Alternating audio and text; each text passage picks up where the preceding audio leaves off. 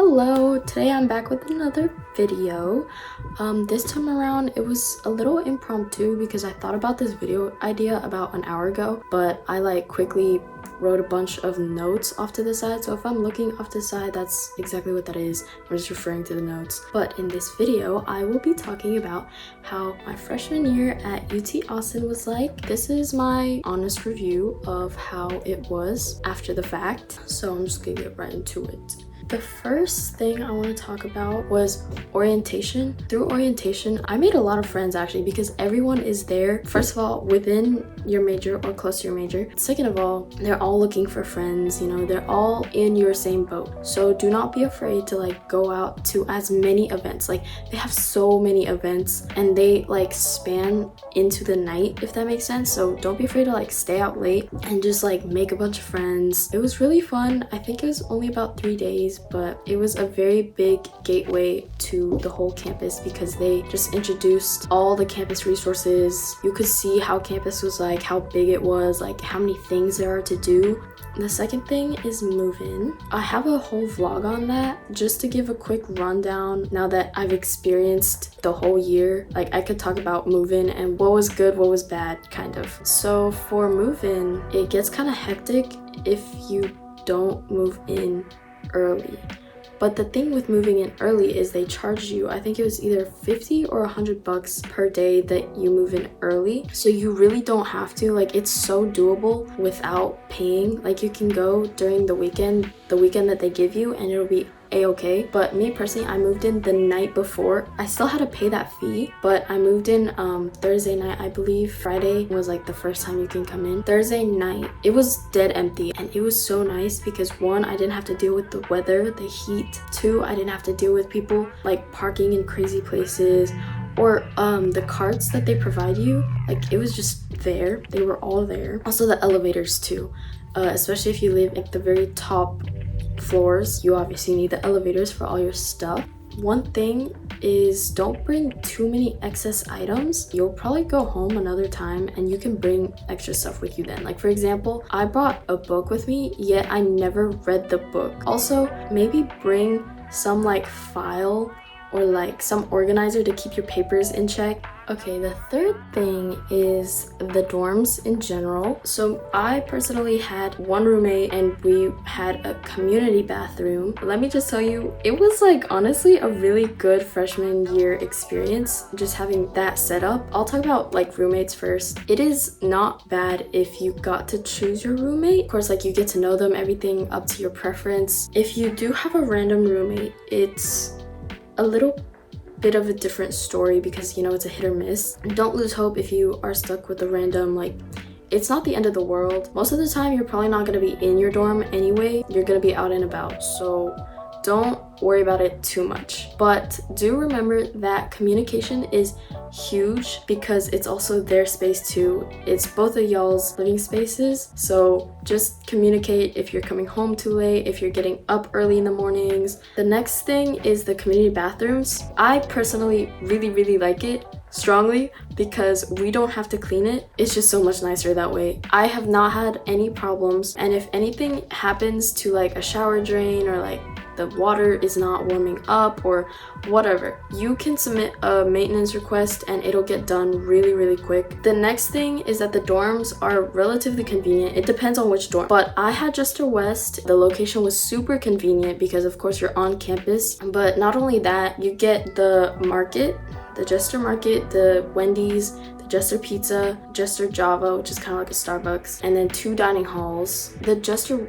West building I prefer just because of the location and convenience of all of the services that they have. It's a preference. They're all pretty much the same. All of those that I just listed, you're free to use too. It's on the ground floor. It's in a very public space. I would say that the 3 or 4 popular dorms would be Jester West, Jester East, Kinsolving, and San Jacinto. The thing with Kinsolving though is it is across campus. It's with the Kinsolving dining hall on the ground floor. We'll touch on the dining hall food next. So there are 3 dining halls on campus. There's the Kinsolving dining hall, J2, and JCL. Kinsolving is in, like I said, the North Campus.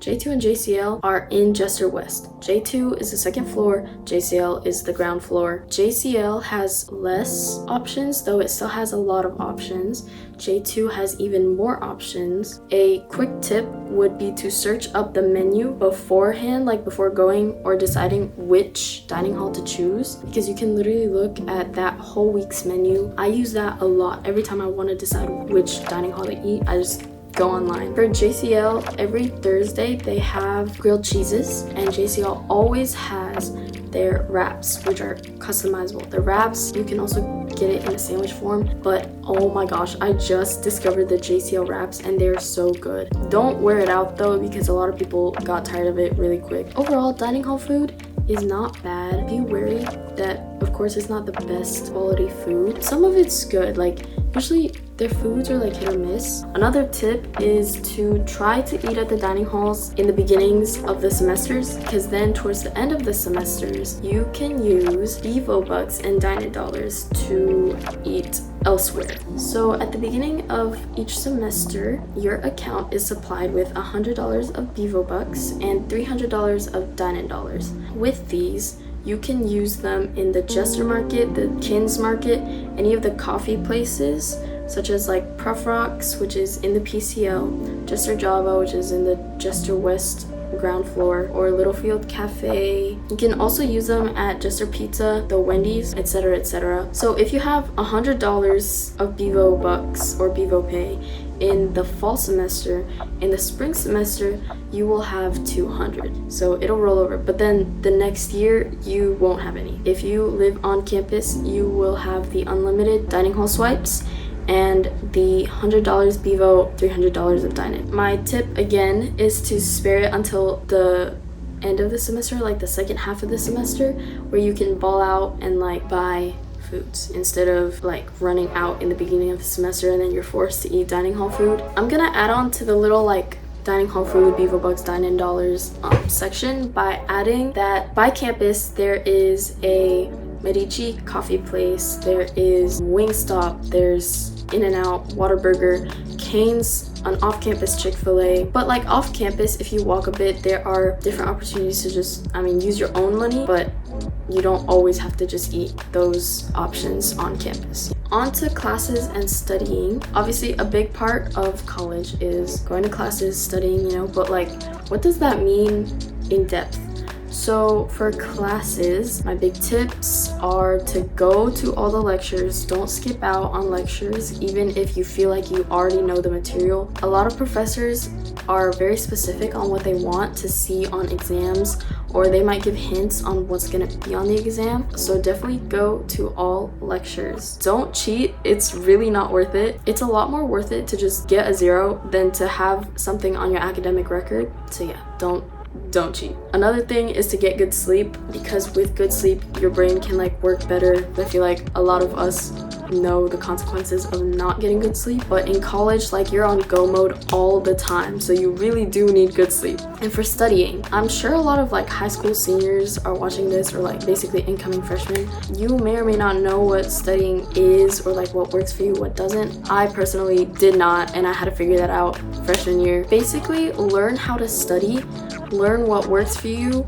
what doesn't. There are so many different ways that you can study. I didn't know how to start out, so like the simplest thing that I did was make a study plan before I actually started studying, like what topics to cover each night or each day or whatever. Another thing is to do a lot of practice tests and time yourself doing those practice tests. Maybe a lot of teachers might give reviews or like practice tests, definitely do those. Like, do them until you know what you've done wrong, until you can do them right and really understand what you did or didn't do right. Another thing is that you can study in 2 different settings. You can study by yourself, or you can study in a group. I would say to mix and match, like, definitely don't do 100% self-study or don't do 100% group study unless, of course it's very much works for you. But in group studies, you can also ask questions as to what you don't know. You can explain to people, and that really does reinforce the topics in your head. Or if you miss some information in the lecture, you can, ask some people to study with you, so definitely do form a study group. My last big tip is to put down that phone when you're doing homework, when you're studying, because that way you can have meaningful productivity and you can have more use of your time later on. I really struggled with this in the first semester. I just was like on my phone way too much. It wasted so much time. In the second semester, I was so much better at putting down my phone and just grinding out the homework. That way, I would not drag on the homework into more days, if that makes sense. I would just do it in like 1 or 2 nights. Another thing is organizations on campus. There are so many. One thing I've learned is to join at least one. One rule of thumb that people use for organizations is to go through one fun and social organization and to go to one technical, professional organization for your resume. Just get involved. A lot of organizations on campus have so many different fun activities and events, so just go to them.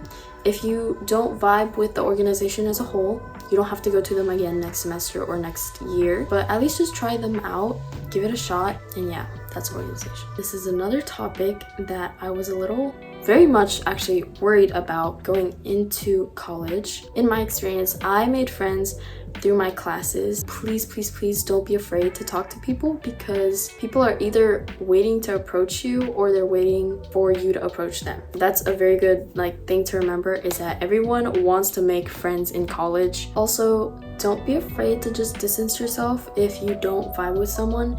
There's not enough time in the day or enough effort within yourself to continue to drag on a relationship with someone that you don't vibe with completely or you don't think they're good for you. Also, there will be a lot of opportunities to make friends, whether through orgs or through campus events or through classes. Going back to campus events, you can use the orientation app, which is like Living the Longhorn Life. I think that's what it's called. But that app, you can continue to use it throughout your year. I think you can also follow the Instagram. I think that's what I did. They'll have so many events that you can go to with friends or to make friends at. There's a lot of fun activities that they will post. The next thing I want to talk about is free time. I would say that I had a lot of free time as a freshman mechanical engineer. I think it's mostly because I was on track with, all of my classes. So I didn't have a lot of super duper hard classes, but I'm sure that a lot of freshmen will be on the same page. They're getting their core classes out of their way. So don't worry about not having enough free time. In the first year, or at least first semester especially, you'll have that free time, but please do use it intentionally. After learning good study habits, my time cleared up a lot. So that was a big thing about meaningful productivity. And with that free time, I spent it all with friends, because it is very important to have that work-life balance. Don't feel guilty that you're spending time away from homework. That's something that I struggled with, was that I was so constantly flooded with work that by the time I had free time, I felt like I was wasting time. But definitely do not be afraid to relax, because college will eat you up, bro. It's very time consuming. If you need ideas for what to do in your free time, the Blanton Art Museum, it is right at the end of campus, south. It is free for students and it is really cool. They have some exhibits that will change out after some time, but it's super cool. You can also go to sports games. There will be a lot throughout the whole year. College is very infamous for football games. Don't be afraid to go to those, especially if you have the big ticket. Use up that big ticket. Another thing you can do in your free time, specifically on weekend nights, is parties. I didn't know whether to put it in the video or not, but I'm not gonna lie, UT has frat parties. And so I just wanted to give my 2 cents on it really quickly. Definitely go with people you are comfortable with. This is a big thing. Definitely go with people you trust, you feel safe with, you can be yourself with. You need to make sure that you get home safe. And in order to get home safe, UT has some services such as Safe Walk. I'm pretty sure that's what it's called. After 11 or midnight or some specific time till about 4 a.m. Actually, I'm not sure. Double check me on this. You can get a ride from one side of campus to the other. Another thing is that UT offers free Lyft rides. It's a certain radius from campus, but it's a code that you put into your Lyft account. Also, definitely watch your drink. If you put down your drink onto a surface, it's not your drink anymore. Do not drink out of it. And one thing to note is that they happen almost every weekend.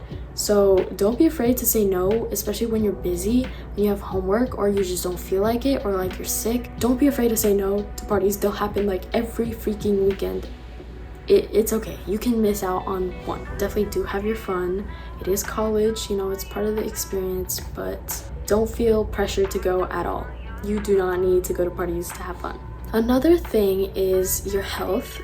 Please prioritize your health, whether that's mental, physical, because I hear a lot of people get sick because of like the whole change. Like, you're in a different environment, you're stressed out, so definitely do bring medicines with you. That's really good to have. I personally did not use way too many. With mental health, if you feel like you're swamped with work or you don't see yourself having any personal time, don't be afraid to say no to events. They'll always happen in the next week, the next month, the next semester. A lot of events are pretty repetitive, or like they'll reoccur. Do prioritize yourself.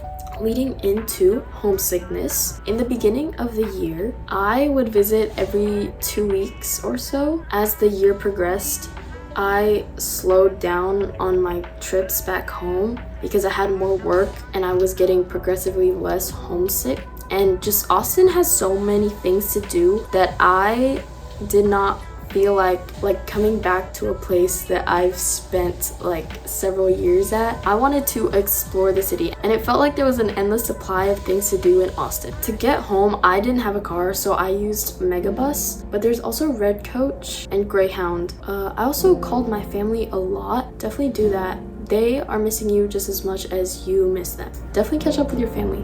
It's important. I'm gonna talk about things I'd regret and things I'd do again. First, we'll start off with regrets. So one of my biggest regrets is not having enough alone time. I complain about this a lot, honestly, but it's just, there's always something to do, and I don't take enough time to just pause and like have my alone time. I valued it a lot at home. That's just me personally. Some other people could be different. They could much rather prefer not having alone time, or they want complete alone time. Figure out what works for you. Also, not getting enough sleep in the first semester was a very big thing for me. I was going out, staying out late, like coming back into the dorm past midnight. But in the second semester, I did so much better at sleeping. I know it sounds so corny, it sounds so basic, but it's really, really important to have your good sleep. Another thing for me was that I was not very involved into my organizations. I will correct my mistake this upcoming year, but some organizations have really good opportunities, such as like job fairs or touring places. So yeah, definitely be involved in some orgs. Some things I do again, I was pretty organized personally. I am a very planner driven person, if that makes sense. I used Notion, I used my GoodNotes planner template, and I used my phone calendar. The thing about the phone calendar, I like that it would notify me like 15 minutes before, 10 minutes before, an hour before, a day before. You can customize when you want to be notified. With Notion, I put in my like assignments and the due dates and what class and stuff, and that worked for me. But figure out what works for you.